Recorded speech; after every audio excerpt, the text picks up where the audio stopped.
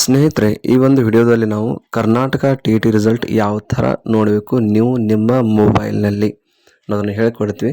First of all ನಿಮ್ಮ ಮೊಬೈಲ್ನಲ್ಲಿರೋ Chrome ಬ್ರೌಸರ್ನ open ಮಾಡಿ. So Chrome ಬ್ರೌಸರ್ನಲ್ಲಿ ನೀವು ಜಸ್ಟ್ ಇಲ್ಲಿ ಟೈಪ್ ಮಾಡಿ ಕರ್ನಾಟಕ ಟಿ ರಿಸಲ್ಟ್ 2023 ಅಂತ ಟೈಪ್ ಮಾಡಿ ಸರ್ಚ್ ಕೊಡಿ. ಸೊ ಸರ್ಚ್ ಕೊಟ್ಟಾಗ ನಿಮಗೆ ಈ ಥರ ಇಲ್ಲಿ ಒಂದು ವೆಬ್ಸೈಟ್ ಲಿಂಕ್ಗಳು ಇಲ್ಲಿ ನಿಮಗೆ ಕಾಣಿಸುತ್ತೆ. ಈ ಥರ ಇಲ್ಲಿ ಫಸ್ಟ್ ಒಂದು ಲಿಂಕ್ ಇದೆ, ಈ ರೆಡ್ ಕಲರ್ ಬಾಕ್ಸ್ ಹಾಕ್ತಾ ಇದ್ದೀನಿ. ಸೊ ಈ ರೆಡ್ ಕಲರ್ ಬಾಕ್ಸ್ ಇರ್ತಕ್ಕಂಥ sts.karnataka.gov.in ಮೇಲೆ ಕ್ಲಿಕ್ ಮಾಡಿ. ಕ್ಲಿಕ್ ಮಾಡಿದಾಗ ನಿಮಗೆ ಈ ಥರ ಒಂದು ಸ್ಕ್ರೀನಲ್ಲಿ ಕಾಣಿಸುತ್ತೆ. TET 2023 ಅಪ್ಲಿಕೇಶನ್ ನಂಬರ್ ಬೇಕಾಗುತ್ತೆ, ಆಮೇಲೆ ಡೇಟ್ ಆಫ್ ಬರ್ತ್ ಬೇಕಾಗುತ್ತೆ. ನೀವು ನಿಮ್ಮ ಫಾರ್ಮ್ ಫಿಲಪ್ ಮಾಡುವಾಗ ಏನು ಅಪ್ಲಿಕೇಶನ್ ನಂಬರ್ ನಿಮಗೆ ಸಿಕ್ಕಿರುತ್ತೆ ಆ ಅಪ್ಲಿಕೇಶನ್ ನಂಬರು ಆಮೇಲೆ ಡೇಟ್ ಆಫ್ ಬರ್ತ್ನ ಹಾಕಿ ಸಬ್ಮಿಟ್ ಮಾಡಿ.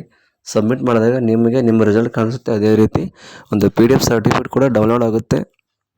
ಅದನ್ನು ಶೋ ಮಾಡಿ